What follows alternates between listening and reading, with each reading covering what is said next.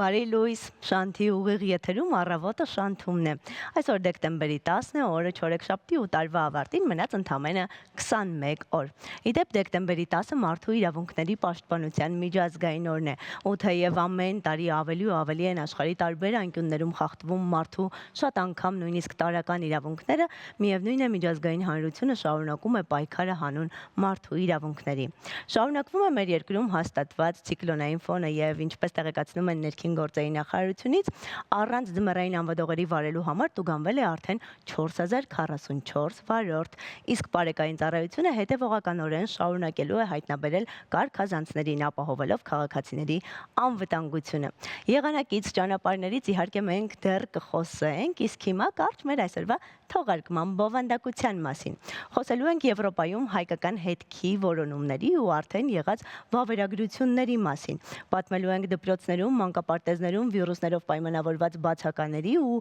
վարակի տարածումը կանխելու միջոցառումների մասին։ Համահայկական հիմնադրամից էլ հյուրեր ենք ունենալու, որ նոր ծրագրերի մասին պատմեն։ Մանոն մեզ պատմելու է առողջ ուտելու մասին, իսկ Սոնան անգլերեն արտահայտություններ է սովորելու եւ դրանց պաշարը հարստացնելու ենք միասին։ Այնպես որ մնացեք մեզ հետ, այս առավոտը շնորհակալություն, որ սկսել եք հենց Շանթի հետ։ Հիմա առաջարկում եմ միասին լսենք երաժշտություն եւ վերադառնանք։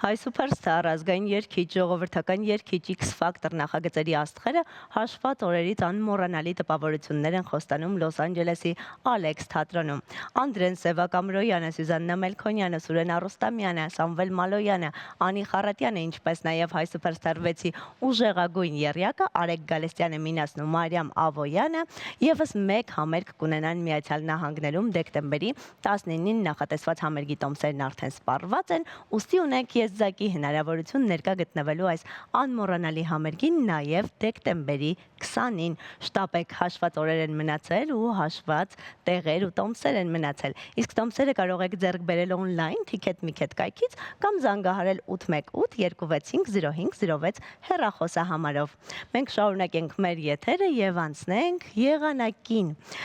Խոսենք եղանակի մասին։ Հարավ-արևմուտքից ակտիվ ցիկլոնի ներթափանցմամբ պայմանավորված հանրապետության ողջ տարածքում տեղումները շարունակվում են։ Շիրակում, Լոռիում, Գեղարքունիքում, Արագածոտնի, Կոտայքի, Վայոց ձորի, Սյունիքի լեռնային շրջաններում եւ Սյունիքի նախալեռնային շրջաններում տեղումները ձյան եւ ձնախառն անձրևի տեսքով են, տեղ-տեղ ինտենսիվ։ Արարատյան դաշտում, Արագածոտնի, Կոտայքի եւ Վայոց ձորի նախալեռնային շրջաններում, Տավուշի եւ Սյունիքի հովտային գոտիներում, այդ թվում նաեւ Երևանում անձրև է։ Առանձին հատվածներում հորդառատ։ Երևանում այսօր ցերեկն ու գիշերը սպասվում է անձրև եւ մառախուղ, որոշ դեպքերում հորդառատ։ Դեկտեմբերի 13-ի գիշերը հնարավոր է թույլ անձրև։ Դեկտեմբերի 11-ին, 12-ին, 13-ի ցերեկը, 14-ին սպասվում է առանց տեղումների եղանակ։ Օդի ջերմաստիճանը էապես չի փոխվի։ Բայց եկեք եղանակի տեսությանը էլ ավելի մանրամասն ծանոթանանք մեր տեսանյութով։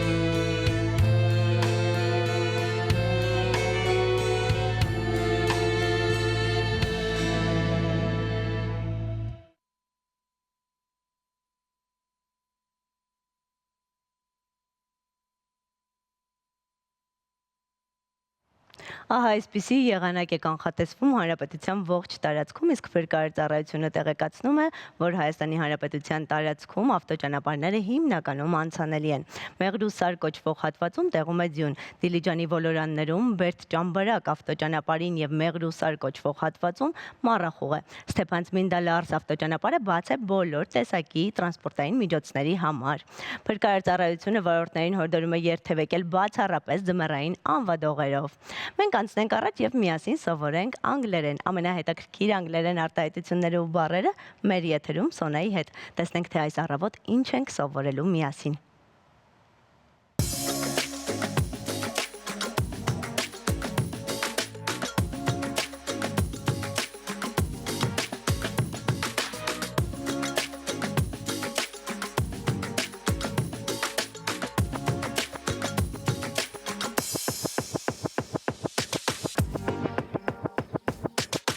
Good morning guys! Բոլորս էլ գիտենք, թե անգլերեն ինչքան անհրաժեշտ է ճանապարհորդելիս։ Աշխարհի տարբեր օդանավակայաններից ձեզ համար հավաքել եմ համապարփակ տեսանյութ, թե ինչ բառեր եւ բառապաշար է անհրաժեշտ, որ չկորեք եւ ձեր ուղեբեռը չկորցնեք։ Անգլերենը լավանում է, եթե այն իրական կյանքում ես օգտագործում եւ իրական կյանքում ես տեսնում։ Ամեն քայլը անգլերեն է։ Իսկ ավելի շատ որակյալ անգլերենի համար հետևեք իմ բլոգին, կամ անցեք դասընթացներ իմ լեզվի դպրոցներում։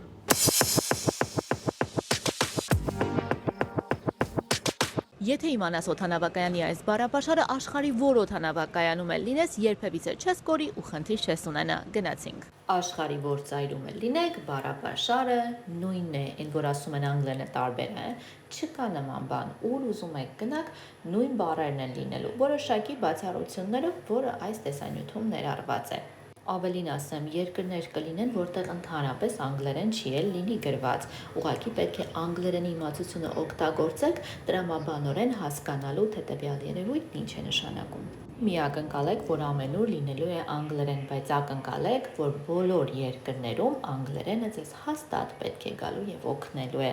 որ վայելեք եւ հրաշալի ժամանակ անցկացնեք։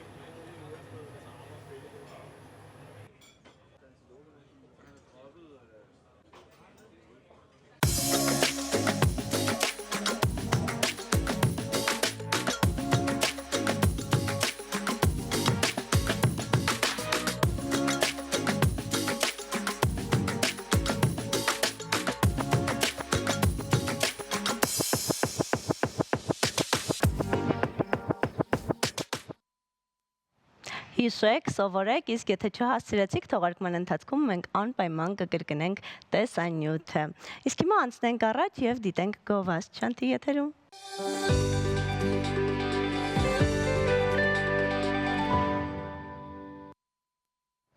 Վերադարձանք գովազդից եւ ասենք, որ երեք առողջապահության նախարար Անահիտ Ավանեսյանը տեսանյութ էր հրապարակել, որտեղ ներկայացրել էր ամփոփ տեղեկատվություն Հայաստանում սուր շնչառական վարակների համաճարակային իրավիճակի մասին։ Նա հաստատել է, որ ըստ էության երկրում կա սուր շնչառական վարակների աճ, բայց խոսք չկա համաճարակի մասին։ Ավելին ասել է, որ կապի մեջ են կրթության գործընկերների հետ եւ այն դասարանները, որտեղ բացակայությունների թիվը 20%-ից ավելի է, այդ դասարանները կարող են անցնել հեռավար ուսուցման։ Մեր տաղավարում է Բրիջիտա Սիմոնյանը, Հայաստանի Հանրապետության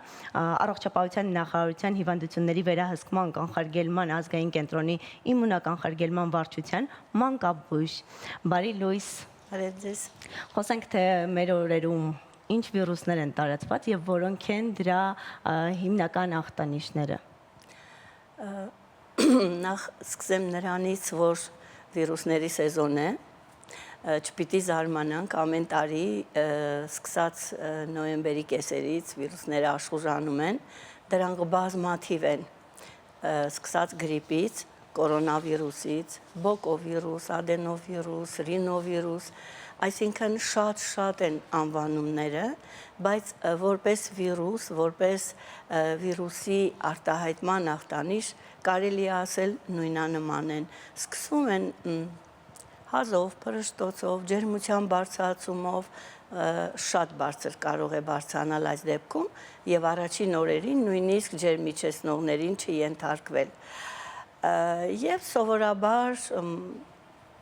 սիմպտոմատիկ բուժում է պահանջում, այսինքն ինչ ախտանիշ կա դրա դեմ, որովհետև այս թվարկածս բոլոր վիրուսներից միայն գրիպն է, որ բուժում ունի եւ բուժման բաղադրիչը որպես դեղամիջոց Tamiflu է եւ վիրուսների շրջանում հնարավոր չէ առանց լաբորատոր հետազոտության տարանջատել մարդը որ վիրուսով է վարակված, որովհետեւ նշեցի, որ ախտանիշները համարյա թե նույնն են։ Եվ բանը նրանումն է, որ մարդիկ բոլորը միաբերան ասում են գրիպ եմ, այդ գրիպի տակ թաքնված են բոլոր շնչառական վարակները։ Գրիպի պարագայում տվյալ տարվա 40-րդ շաբաթից կարող է ինքը սկսվել, այսինքն ի հայտ գալ երկրում եւ ավարտվել հաջորդ տարվա 20-րդ շաբաթին։ Այսպես է իր էվոլյուցիան։ Եվ մենք արդեն ունենք գրիպի A տեսակի ենթատեսակը H3N2, որը լաբորատոր հետազոտության արդյունքում համաճարակաբանական հսկողության հայտնաբերվել է, առկա է եւ այս թվարկածս վիրուսներից առաջինն է, որովհետեւ կորոնավիրուսի դեմ էլ պատվաստանյութ կա, որ ամեն տարի երկրում սեզոնից առաջ վիրուսների պատվաստանյութը երկիրը ներկրում է եւ բաշխում բոլոր բժշկական կազմակերպություններին, որոնք իրականացնում են պատվաստումներ եւ յուրաքանչյուր անձ, ով ռիսկի խմբում է, պետք է ստանա այդ պատվաստումը։ Ինչու եմ նշում հատկապես ռիսկի խմբում, իհարկե առողջ ազգաբնակչությունն էլ կարող է ստանալ, բայց քանի որ քանակը այդքան էլ շատ չէ, որպեսզի մենք կարողանանք պաշտպանենք մեր ռիսկի խմբի անձանց։ Ովքեր են ռիսկային գոտում, որ տարիքային խմբերն են։ Ռիսկի խմբերը շատ են, սկսած 6 ամսականից 5 տարեկան երեխաները, ինչու են նրանք ռիսկի խմբում, որովհետև հիվանդանալուց հետո բարդությունները հաճախ կարող են լինել, սկսած թոքաբորբից, վերջացրած էնցեֆալիտով։ Հղիներն են, որոնք նույն ձևով, հատկապես այն հղիները, որոնք ունեն ուղեկցող որևէ հիվանդություն, օրինակ շաքարային դիաբետ, էնդոկրին խանգարումներ, հիպերտենզիա, վտանգը ոչ միայն իրենց հիվանդանալու մեջ է, այլև պտղի վարակվելու, որի արդյունքում կարող են լինել վիժումներ, վաղաժամ ծննդաբերություն, անհաս երեխա, եւ այսպես շարունակեմ քրոնիկ բոլոր հիվանդները 65 տարեկան եւ բարձր տարիքի անձինք, ինչու՞ չէ առաջնահերթ է նաեւ բուժաշխատողները, որոնք եւ չպիտի հիվանդանան եւ չպիտի վարակեն պացիենտներին,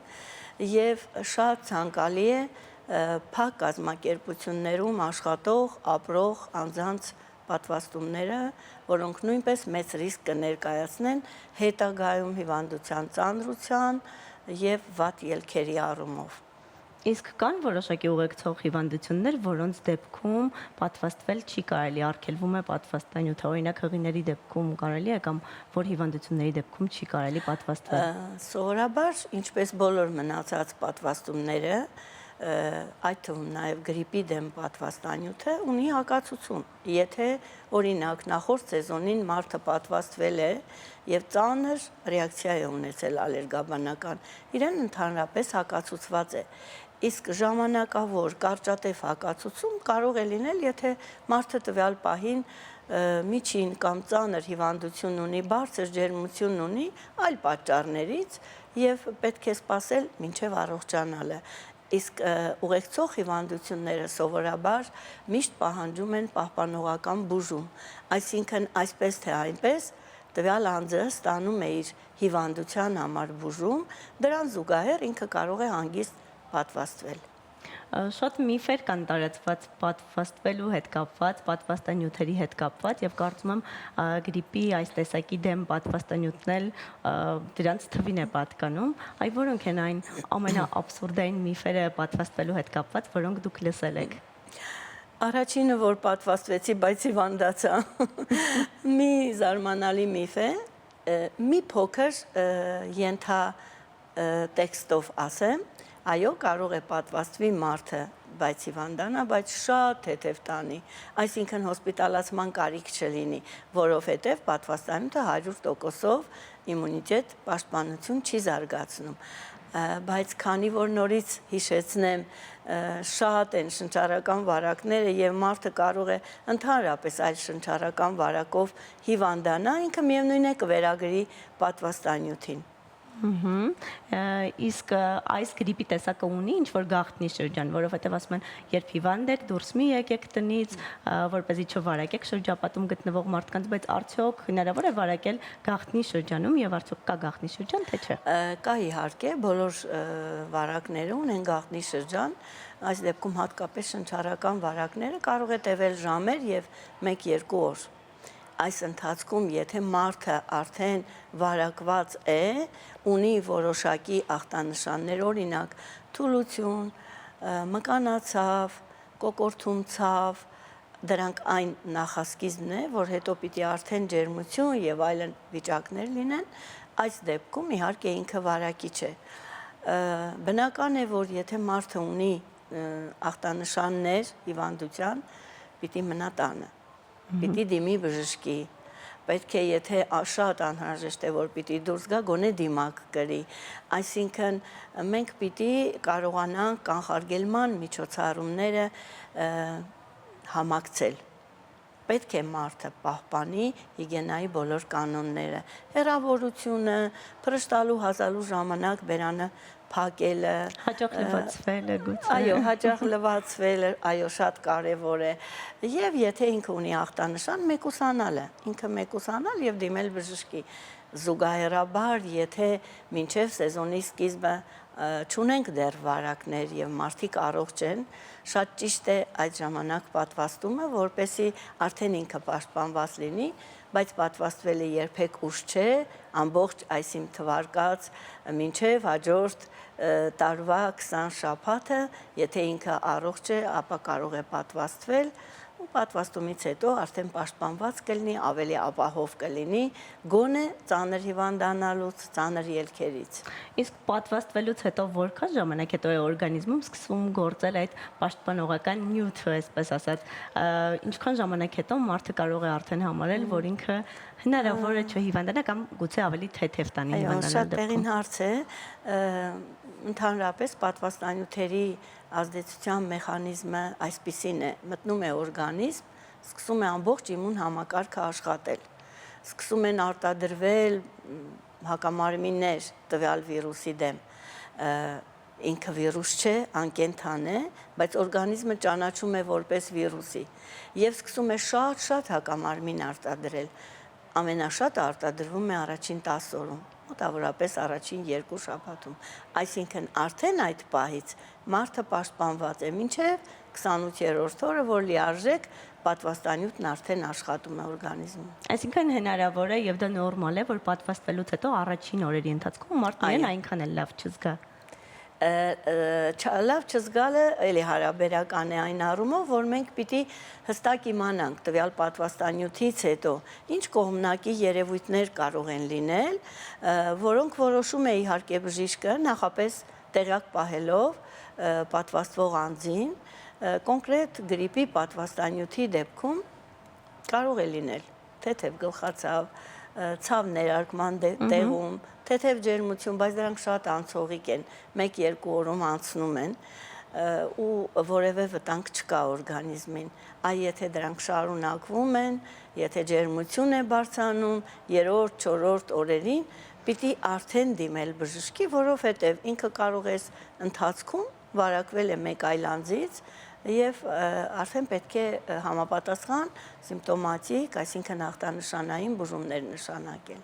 Բժշկին դիմելու մասին խոսեցիք, այ որքանով է ճիշտ այս գրիպի դեպքում, կոնկրետ տվյալ պահին տարածվող վիրուսների դեպքում ինքնաբուժությամբ զբաղվել է, որովհետև շատ դեպքերում մարդիկ ասում են, դե լավ, դե ընդհանրապես գրիպ ենք, շուտ կլավանանք, կանցնի։ Երբ պետք է դիմել բժշկի։ Բժշկի պետք է դիմել, եթե կայուն 3 օր եւ ավել ջերմություն ունի բարձր ու անկառավարելի է։ Պետք է դիմել, եթե հաջորդիվ ունի շատ արտահայտված օրինակ գլխացավ, փսխում, հազ, որը արդեն տանջող բնույթ է կրում։ Այսինքն երևույթները, այն ախտանիշները, որոնք կան ու ավելի ահագնանում են, պետք է անպայման դիմել բժշկի։ Իսկ ինչ անել առաջիկա 3 օրերին։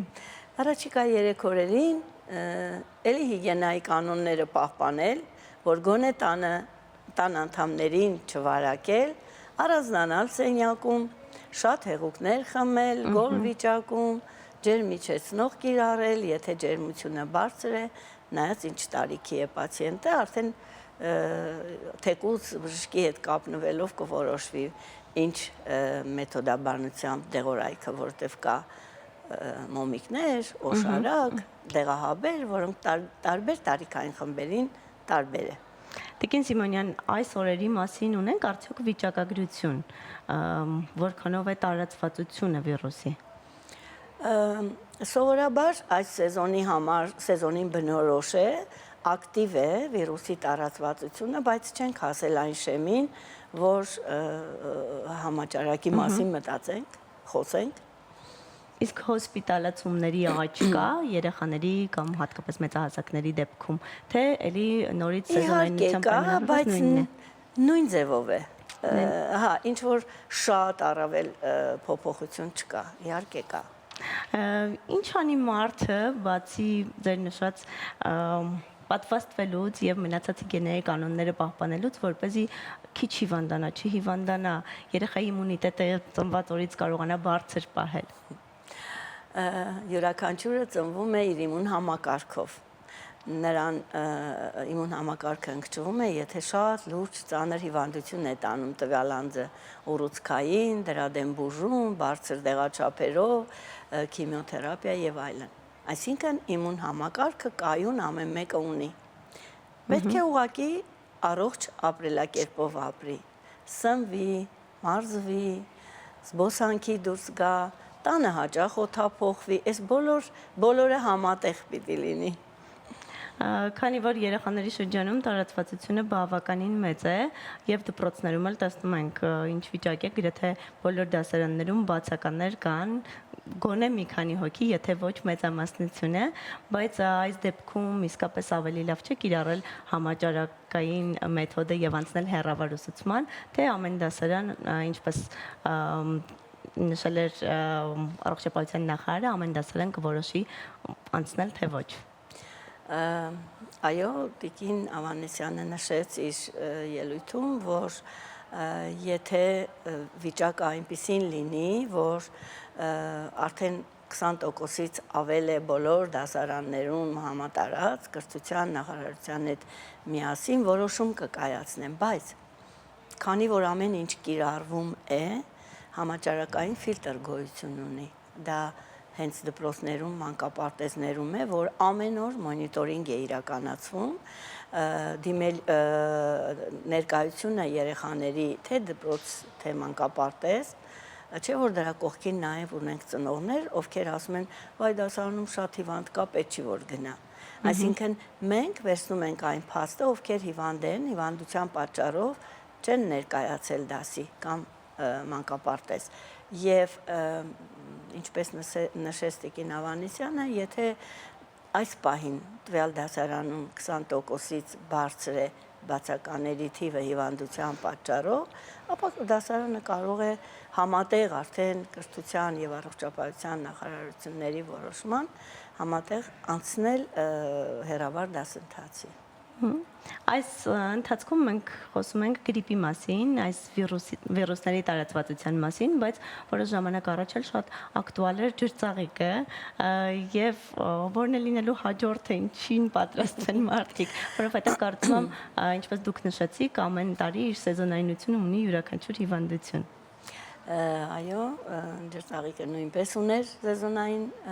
վիճակ, չնայած մենք արդեն համարյա տարին կլրանա հունվարին, որ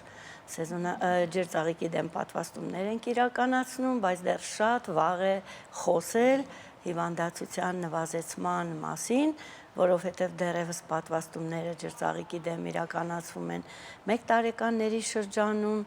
եւ 15-16 տարեկան նախազորակուցային տարիքի տղաների ու անձանց շրջանում, ովքեր պիտի զորակոչվեն։ Իսկ ինչ վերաբերվում է սեզոնայնությանը, սովորաբար վարակիչ հիվանդությունները այո ունեն սեզոնայնություն։ Իրենք կարող են 3-ից 5 տարին մեկ բարձրանալ, աճել եւ հետո նվազել։ Օրինակ, կապույտ հազի աճ ունեինք 23 թվականին, 24 թվականին, այս տարի արդեն նվազում ունենք։ Քութեշի աճ ունեինք անցյալ տարի, այս տարի արդեն նվազում ունենք։ Այսինքն սա համաճարակաբանական էվոլյուցիայի վիճակ է, որը բնորոշ է վարակներին։ Իսկ թե ինչ մի ահավոր բան ենք սպասում, ոչ մի, սովորական այս վիրուսներն են, որոնք մի քիչ աճ կլինի եւ գնալով կամաց արդեն ավելի կնվազեն։ Կանխատեսումներ չենք կարող անել փաստորեն, թե օրինակ մյուս ամսին ինչ վիրուս տարածված կլինի։ Իհարկե, այս նույն վիրուսներն են շրջանառելու, այլ նոր վիրուս, որ ինչ որ սպասվում է, նման բան չկա։ Մեծամասամբ գրիպի տեսակները դուք թվարկեցիք շատ անուններ գրիպի, բայց ախտանիշները նույնն են եւ կարծես թե ամեն ինչ նույնն է մնում, բացի անունից, անունը փոխվում է։ Այս դեպքում ինչպես մարդը պետք է հասկանա իր մոտ մրսածություն է, թե գրիպի որևէ տեսակ է։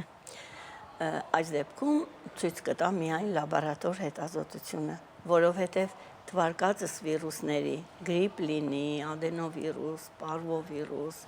բոկովիրուս, կովիդ, ռինոսինցիտիալ վիրուսներ, բոլորը լաբորատոր հետազոտությամբ հնարավոր է հստակեցնել։ Նույնիսկ մրսածությունը տարբերակ է։ Մրսածություն հասկացողությունը մի քիչ այսպես տնավարի է, այսպես ասեմ։ Այո, եթե մարդը մրսում է, ապա այս բոլոր վիրուսներից էլ կարող է վարակվել եւ հիվանդանալ։ Այսինքն այն, որ ասեցի, պետք է պահպանել նաեւ սեզոնին, ճիշտ հագնվելու, ճիշտ հիգիենայի կանոնները, այս սրան էր վերաբերում։ Իսկ բացի պատվաստումից այլ կանխարգելիչ միջոցառումներ իրականացվում է այս ընթացքում, թե ոչ։ Կանխարգելիչ միջոցառումները դրանք համաճարակաբանական միջոցառումներն են, որոնք եւ անհատի, եւ կոլեկտիվի, եւ պատվաստման հետ են կապված։ Զուգահեռաբար նաեւ դեպքային համաճարակաբանական հսկողություն են իրականացվում եւ առողջության առաջնային պահպանման կազմակերպություններում, այսինքն պոլիկլինիկաներում, մարզերում, ԱՊԿ-ներում եւ շտապօգնության կայաններում եւ հիվանդանոցներում, որպեսզի պարզ լինի ինչպիսին է հիվանդացության մակարդակը, ինչ աճ ունենք, ինչ նվազում ունենք, ըստ դրան արդեն որոշում կայացվի թվարկածս հաջորդ քայլերը։ Շնորհակալություն զրույցի համար Տիկին Սիմոնյան։ Ես հիշեցնեմ, որ մեր հյուրներ Բրիջիտա Սիմոնյանը, մենք խոսում էինք սուր շնչառական վարակների մասին եւ դրանց տարածվածության մասին։ Իսկ հիմա Գովազդ Չանթի եթերում։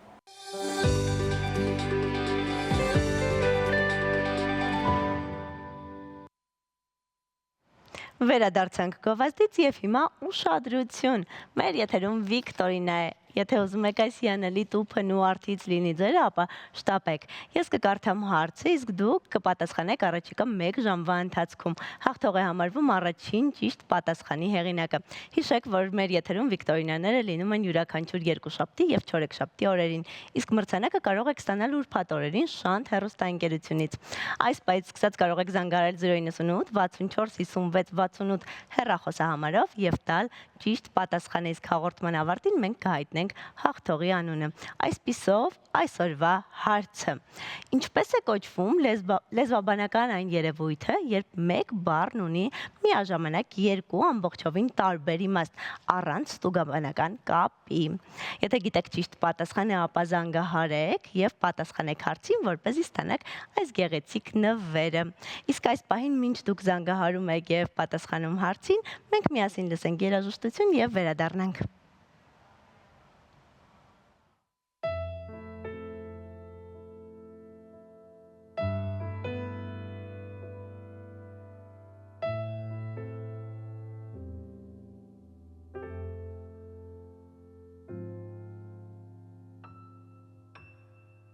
Ախ դու իմ հպարտություն մի կողմ քաշվիր ու նեղված օրերի իմ հաշվիր, որ երջանկությանս հետ համեմատեմ ու սիրով ոսկին միջից ատեմ, Որ մնաց վարկյանը մենք իրար նայել ու համբույրը խեն չխնայել Որ կորավ իրար մի վարկյանից ներել ու այդի արցունքը համբուրել Մի գնա Թե սիրում ես մի գնա Հերանալը միշտ էլ կա Բայց վերադարձի ճամփա ցավոք չկա դու մի գնա Թե սիրում ես մի գնա Կունենաս գուցե ներկա Բայց սիրո գրքում մեծ բացակա Ժամանակը ետ տալու հնար չկա Ու սխալը չես կարող չնջել Բայց սիրո ժամացույցի սլակ չկա Դեռ կարող ենք մեզ վերադարձնել Կոտրված բաժակն ինձ օրինակ մի բեր Սիրտն ուրիշել են օրենքները Թե մի քիչ անգամ հոգում կան զգացմունքներ Բավ է, որ նորից դառնա մեծ սեր Մի գնա Թե սիրում ես մի գնա Հեռանալը միշտ էլ կա Բայց վերադարձի ճամփա ցավոք չկա դու մի գնա Թե սիրում ես մի գնա Կունենաս գուցե ներկա Բայց սիրո գրկում մեծ բացակա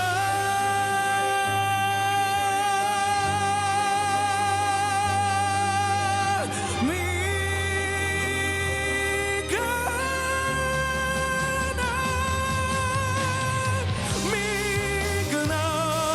Թե սիրում ես մի գնա Հեռանալը միշտ էլ կա Բայց վերադարձի ճամփա ցավոք չկա դու մի գնա Թե սիրում ես մի գնա Կունենաս հաստատ ներկա Բայց սիրո գրքում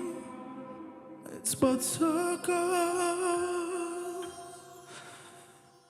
Մի գնա Մի գնա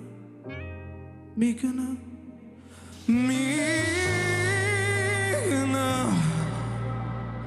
Mi gana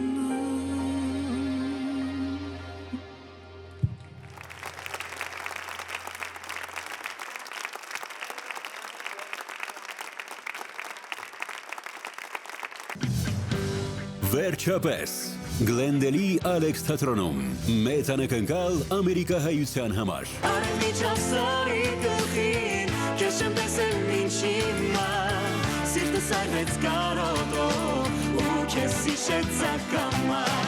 Եվս մեկ համերգ դեկտեմբերի 20-ին ժամը 19-ին Տոմսերի համար այցելեք Ticket.me.kայք կամ զանգահարեք նշված հեռախոսահամարով Ճիշտ ժամանակն է, որպեսզի միասին պտտվենք աշխարհի շուրջ եկեք տեսնենք, թե ուր ենք գնալու այս առավոտ։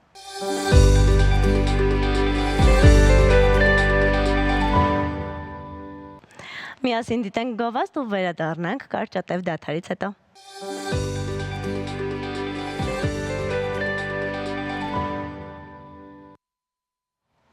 Վերադարձանք գովազդից եւ մեր տաղավարում է արդեն մեր հաջորդ հյուրը։ Լրագրող, կինովավերագրող Գեորգի Ասատրյանի հետ պարզելու ենք, թե դեպի ուր են տանում հայկական հետքի որոնումներն աշխարհում։ Վավերագրումների նոր շարք է նախապատրաստվում։ Դեպի ուր եւ ինչպիսի ակնկալիքով կհասկանանք հենց հիմա։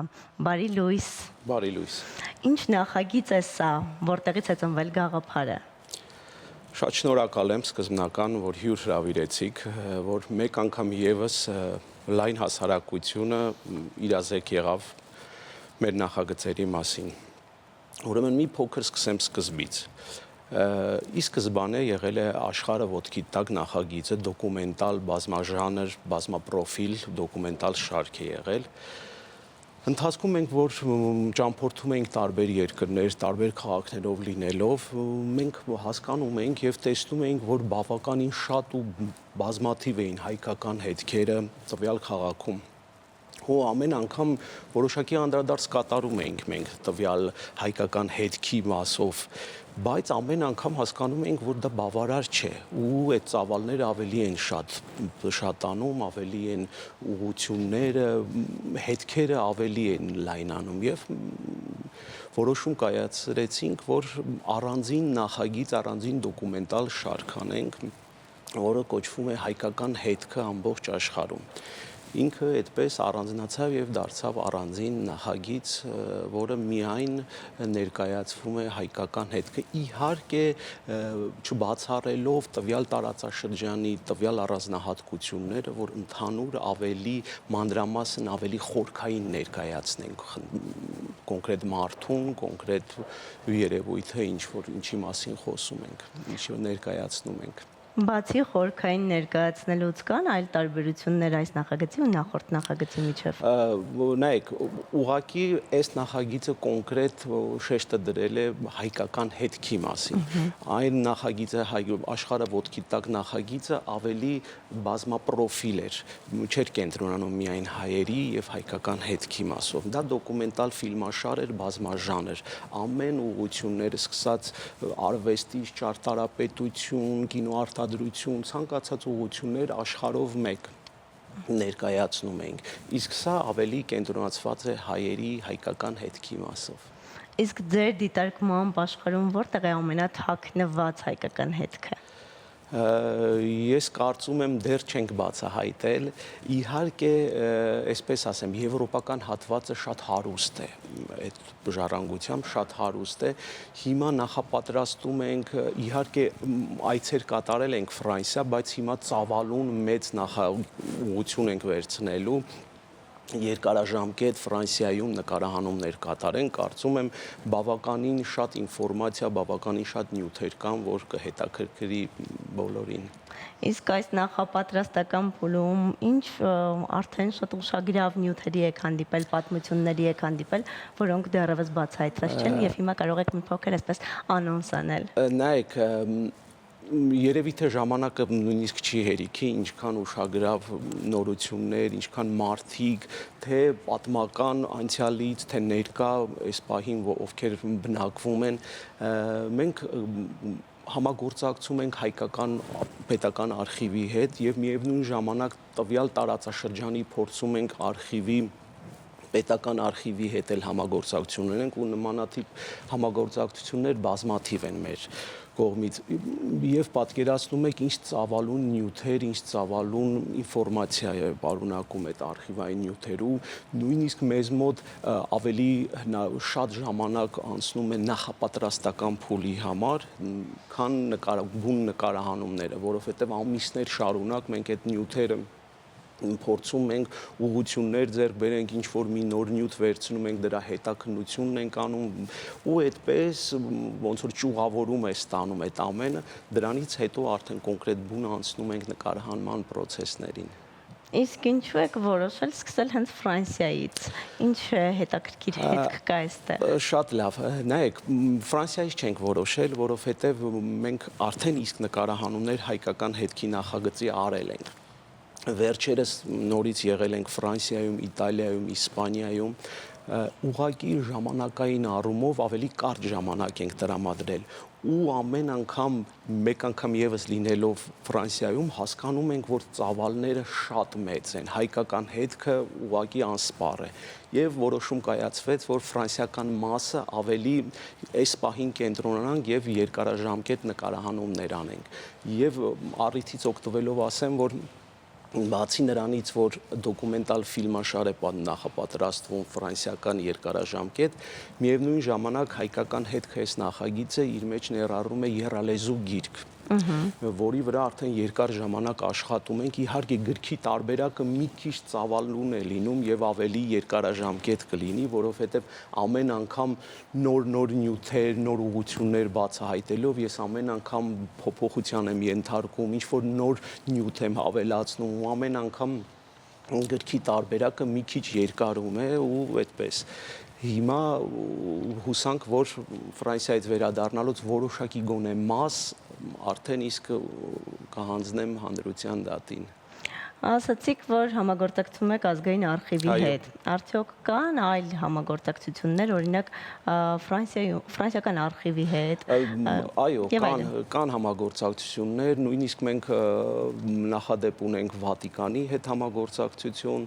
այսպես իհարկե մենք փորձում ենք փուլային համագործակցություն եզրել գտնենք, որովհետև դա որոշակի թղթաբանական եւ բավականին մեծ ծավալուն աշխատանք է պահանջում։ Իհարկե Հայաստանում հայկական արխիվը մեծ սիրով եւ շատ ինչպես ասեմ, բավականին հաճույքով եւ բավականին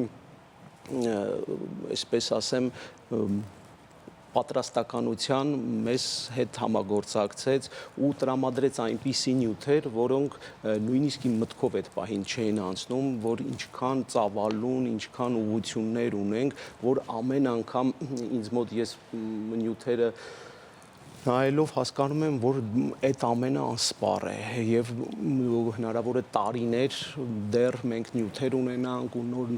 ուղղություններ, նոր բացահայտումներ անենք, այսպես։ Իսկապես աշխատանքը բավականին ծավալուն է եւ վավերագրական ֆիլմ եւ եռալեզուգիր։ Քանի մարդ է ներգրավված այս ստեղծագործական process-ում, որովհետեւ կարծես թե սա 1-2 հոգու աշխատանքի արդյունք չի կարող լինել։ Կզարմանաք, բայց մեր թիմը այդքան էլ մեծ չէ, ուղղակի մեզ մոտ ովքեր աշխատում են, բոլորը նվիրյալներ են ու այդ ամենը արդեն իսկ եթե սկիզբը վերադառնամ հայկական հետքից առաջ աշխարհը ոտքի տակ նախագծին, արդեն իսկ երևի թե մոտ 18 տարի է։ 18 տարի է եւ կարելի է ասել հիմնական կորիզը ամփոփող է եղել։ Ու բոլորը նվիրյալներ են իրենց գործին։ Դրա արդյունքում ծնվում է այս նախագիծը։ Իսկ ինչ եք կարծում, կարծեք ձեր պլաններում թեկուզ, որ այս նախագիծը նոր շունչ կբերի սկզբի համար հայ-ֆրանսիական հարաբերություններին, իսկ հետո արդեն բոլոր այն երկրների հետ հարաբերություններին, որտեղ որ կիրականացնեք հայկական հետքի որոնումները։ Ես կարծում եմ դուք ճիշտ նկատեցիք, դա մի կարևոր նորովի հարաբերությունների ամրապնդում կլինի, որովհետև մենք էլի փորձում ենք համագործակցությունների նոր եզրեր գտնել, նույնիսկ բանակցության փուլում է գտնվում Ֆրանսիայի մշակույթի նախարարության հետ ենք բանակցում, Հայաստանում կա մի կառույց, որը կոչվում է ֆրանսիական տուն, որը նորից զբաղվում է հայ-ֆրանսիական մշակութային հարաբերությունների, դա երևի թե գրքի շրջանակներում կլինի այդ համագործակցությունը։ Իհարկե մենք բազմապրոֆիլ համագործակցությունների եզրեր ենք ամեն անգամ փնտրում, որ ավելի ամրապնդենք փոխադարձ հարաբերությունները տվյալ տարածաշրջանի, տվյալ քաղաքի հետ։ Իսկ ինչպես եք ժամանակի մեջ կարողանում համադրել ֆիլմաշարը, գրքի աշխատանքները նախապատրաստական, ինչպես նաև, եթե չեմ սխալվում, լուսանկարչական ցուցահանդես եք կազմակերպելու։ Լուսանկարչական ցուցահանդեսի մասին մի փոքր մանրամասնեմ։ Նայեք, ժամանակի ընթացքում ինձ հետ իմ լավ ընկերը Արտաշես Մարտիրոսյանը, որը միևնույն ժամանակ համ օպերատորը եւ լուսանկարիչն է, ամեն անգամ տարիներ շարունակ մենք տարբեր քաղաքներում, տարբեր տարածաշրջաններում լինելով բազմաթիվ արխիվային նյութեր են հավաքվում ու ամեն անգամ արխիվային նյութերը մեկ անգամ եւս աչքի անցկացնելով հասկանում ենք, որ դա ուղղակի պարտադիր պայման էր ցուցահանդես կազմակերպելը, որովհետև նյութերը շատ էին։ Ու դրանից ոչ թե հակառակից ստեղծվեց, մենք որոշեցինք ցուցահանդես եւ սկսեցինք նյութեր հավաքել, այլ ուղղակի նյութերը այնքան շատ էին, այնքան շատ ու լավ լուսանկարներ ունեինք, որ ուղղակի արդեն մտածեցինք, որ անիմաստ կլինի, որ ցուցահանդես չունենանք։ Այսպես հակառակից եղավ ցուցահանդեսը։ Ու կարծում եմ բավականին հաջողված կլինի, իհարկե կդատի հանդիսատեսը, բայց կարծում եմ բավականին հաջողված ու հետաքրքիր կադրեր ունենք։ Երբ է նախատեսվում, որ կտեսնենք ֆիլմաշարը եւ արդյոք այս նախապատրաստական ընթացքում դուք հայտնաբերել եք, գտել եք մի հայկական հետք, ում անունը, մարդու մասին եմ ասում, ում անունը մենք լսել ենք, բայց երբևէ չենք իմացել, որ ունի հայկական արմատներ։ Այսպես ասեմ, տես տարբերակներ շատ ունենք, ուղղակի ես միշտ սիրում եմ ֆիլմի ընթացքում այդ ամենի բացահայտում անեմ։ Չեք ուզում հիմա գաղտնիքներ բացահայտել։ Ֆիլմի ընթացքում բացահայտում անեմ, իր ժամկետների մասով, գիտեք ինչ, ժամկետների մասով մի քիչ կդժվարանամ, որովհետև մի բան պլանավորում եմ, մի բան պլանավորում եմ ժամկետները միշտ փոփոխության է ենթարկվում, որովհետև ստեղծագործական աշխատանքը այնպես չի, որ միայն հաշվարկներ են։ Բնականաբար մենք որոշակի ժամանակացույց, որոշակի ընթացք պատկերացնում ենք, բայց ուղղակի այդ ընթացքը հնարավոր է մի քիչ փոփոխական լինի, դրա համար ես ժամկետներ այդպես փորձում եմ ավելի ոնց կստացվի այդ ընթացքը, ստեղծագործական ընդհանուր աշխատանքները կլինեն այսպես։ Հուսանք, որ մենք եւ մեր հեռուստադիտողը շուտ կտեսնենք արդյունքը, ձեզ մաղթում ենք նորանոր հաջողություններ այս նախապատրաստական փուլում, իսկ հետո արդեն ստեղծագործական բուն ընթացքի մեջ։ Շնորհակալություն։ Ես եմ շնորհակալ։ Մեր հյուրներ Գեորգի Ասատրյանը, իսկ մենք հիմա միասին կգնանք երաժշտություն լսելու։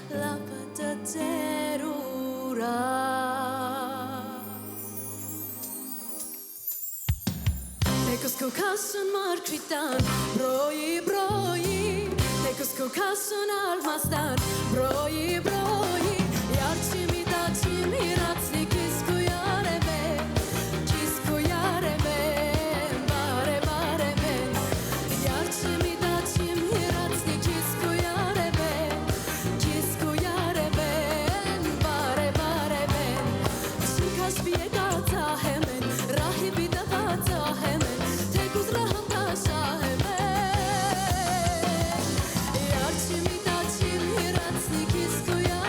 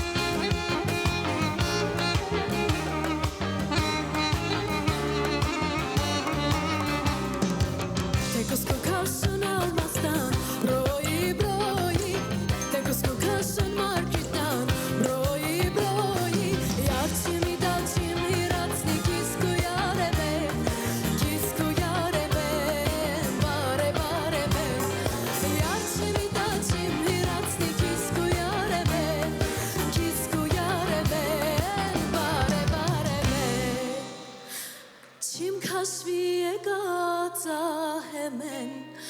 rahibi davaza hemen tekus rahamga shahemen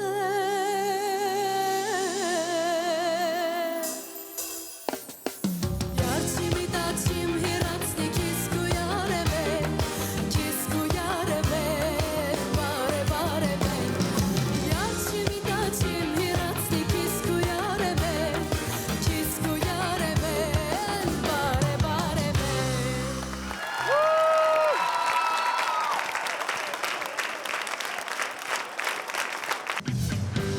Վերջապես Գլենդելի Ալեքս թատրոնում մեծ անակնկալ ամերիկահայության համար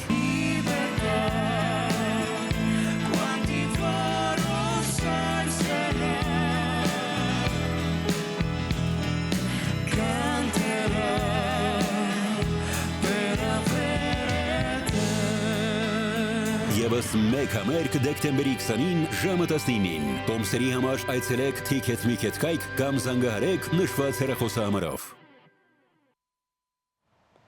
Կվերադառնանք գովազդից հետո մնացեք Շանթի հետ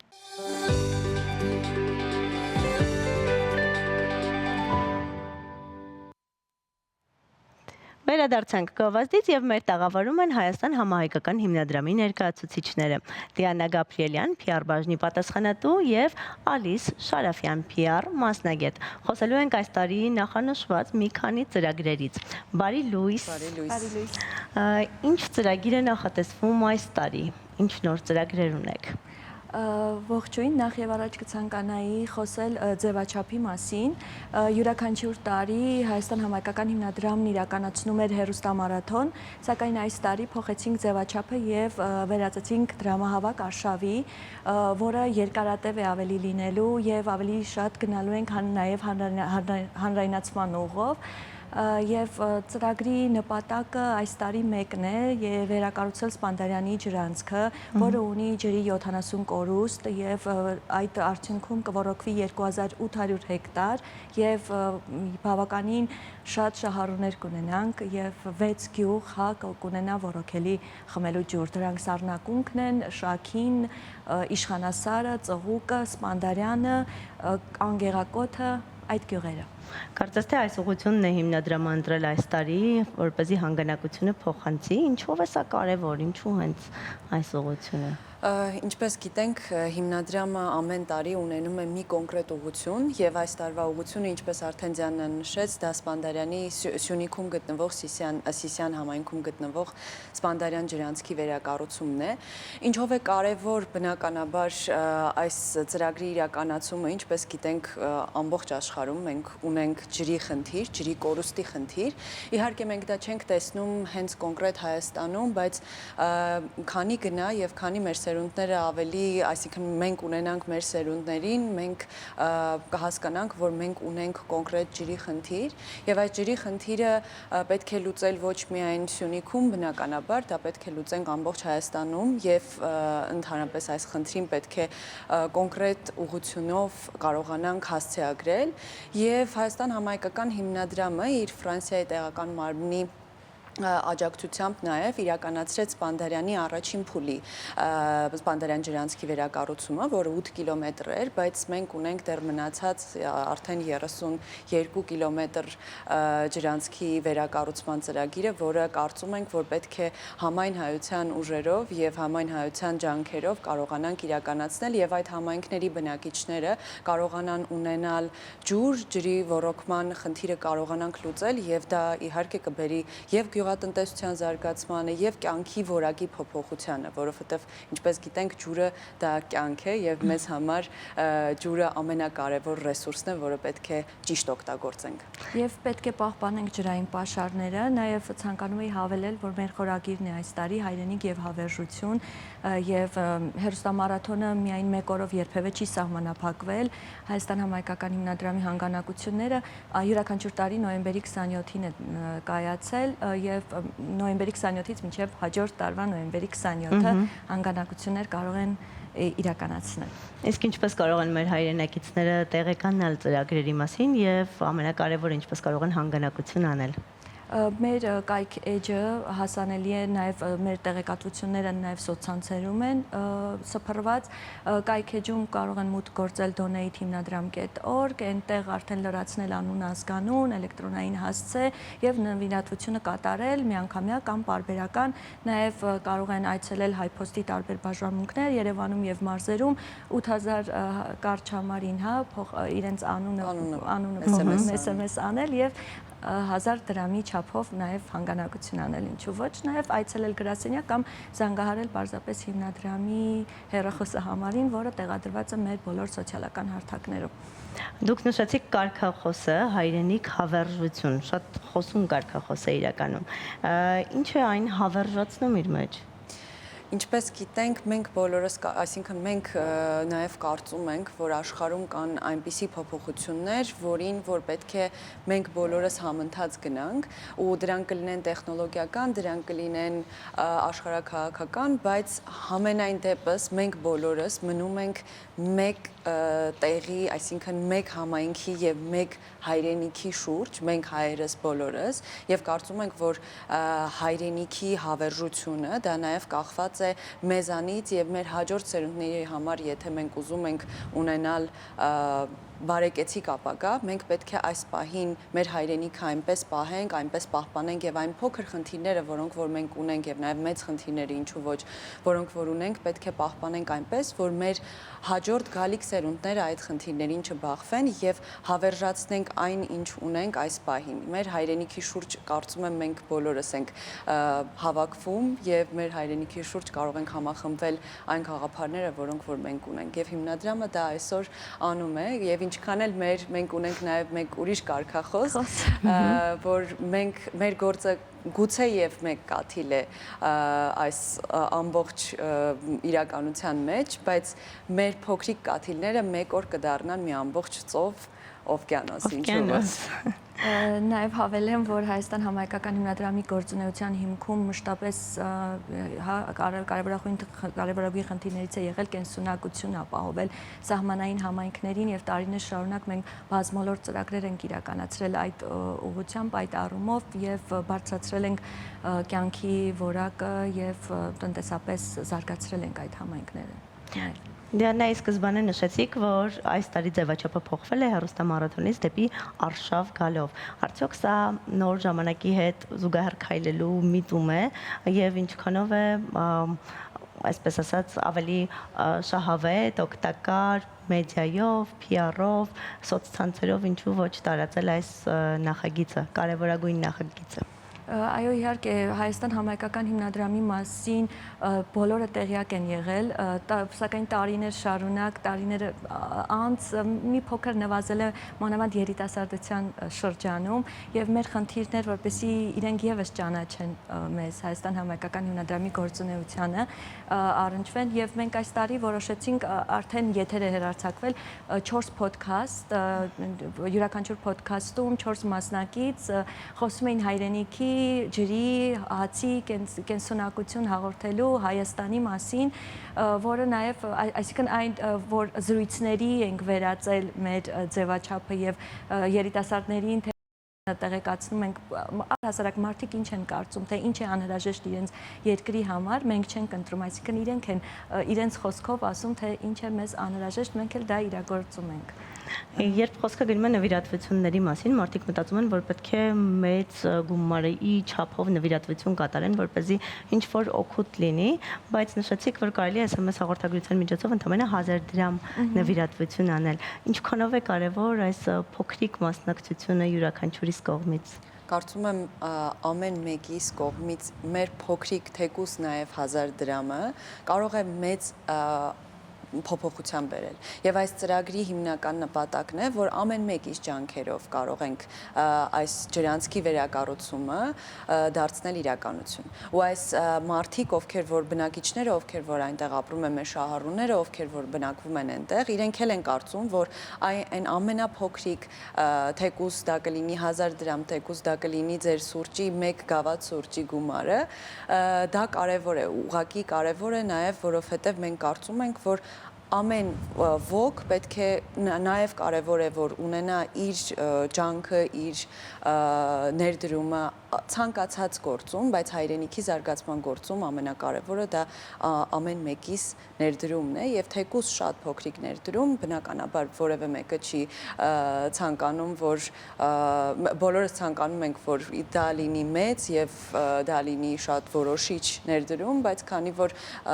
բնականաբար հասկանալի է, որ Հայաստանում ունենք սոցիալ-տնտեսական խնդիրներ, մենք հասկանում ենք, որ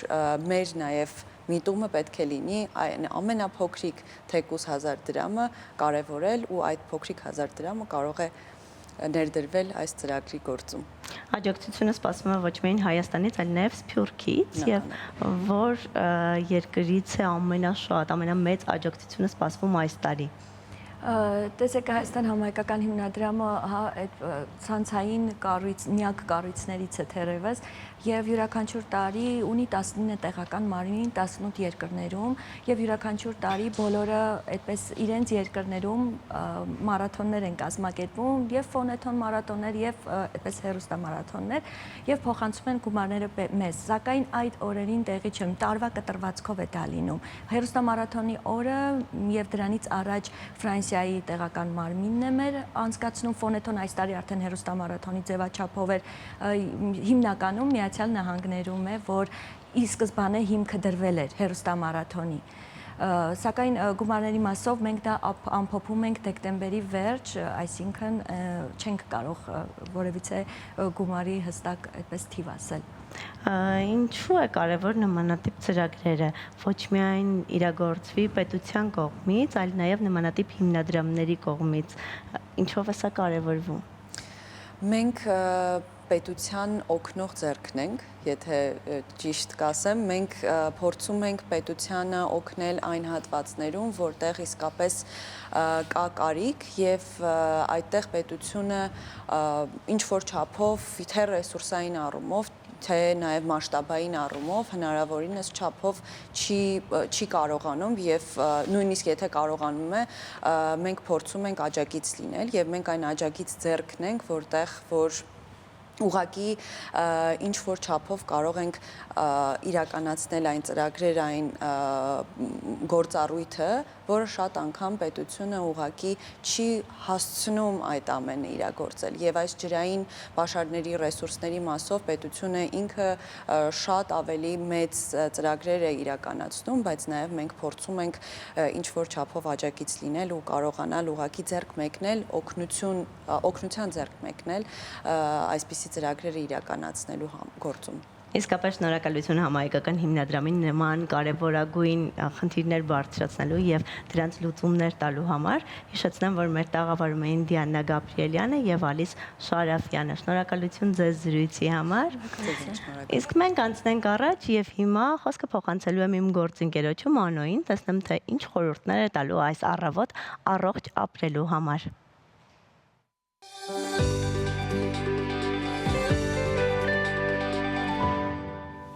Դանդաղ ուտելու արվեստը, բարի լույս իմ սիրելի հեռուստադիտող, շնորհակալ եմ, որ նայում եք այս եթերը, տեսնենք թե այսօր ինչպես կարանք քեզ օգնենք։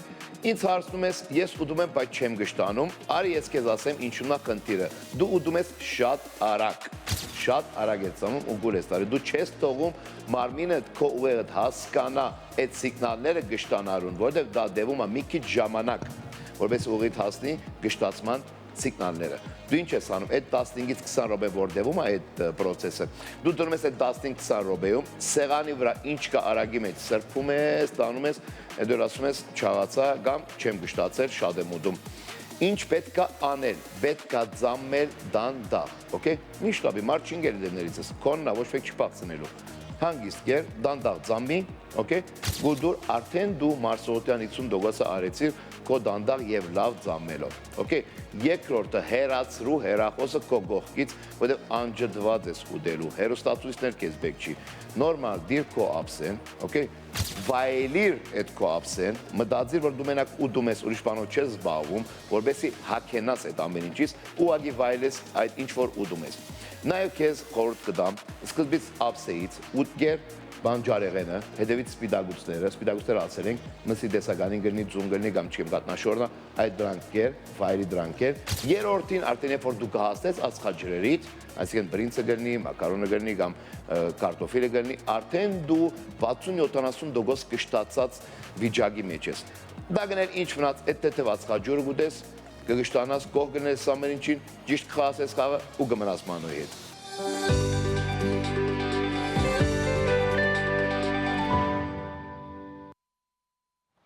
Շնորհակալություն Մանոյին ճիշտ եւ հրաշալի խորհուրդների համար, իսկ հիմա մենք միասին դիտենք գովաստ եւ վերադառնանք մնացեք Շանթի եթերում։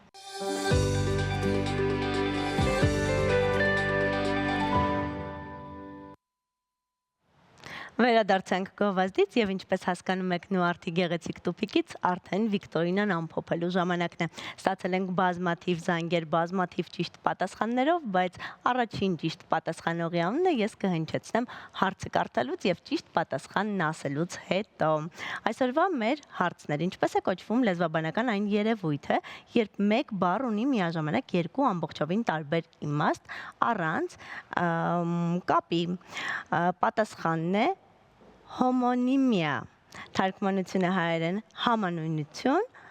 նույնանունություն։ Համանուն են այն բառերը, որոնք տարբերվում են գրությամբ, բայց նույնն են հնչյունում կամ արտասանությամբ, օրինակ աղտ,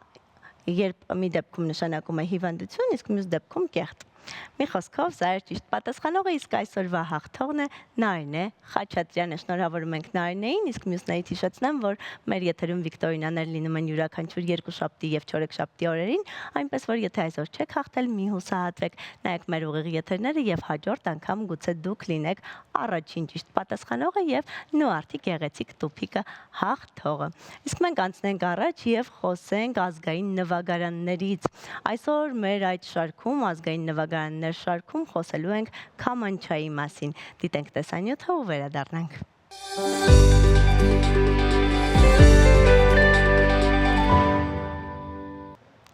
Այսպիսին էր այսօրվա առավոտը Շանթումը։ Հիշեցնեմ, որ այսօր դեկտեմբերի 10-ն է եւ Մարդու իրավունքների պաշտպանության միջազգային օրն է։ Մենք այսօր խոսեցինք շատ կարևոր թեմաների մասին, խոսեցինք նաեւ առողջության մասին, այն վիրուսների մասին, որոնք տարածված են մեր շրջապատում։ Եղեք առողջ, ձեզ պրոդուկտիվ օր եմ մաղթում, մեր եթերաժամանակը սպառվում է, բայց ձեր օրը դեռ առջևում է։ Սիրեք, եղեք սիրված, շփտացեք եւ ունեցեք դրական օր։ Հաջողություն եմ մաղթում բոլորիդ, լավ օր։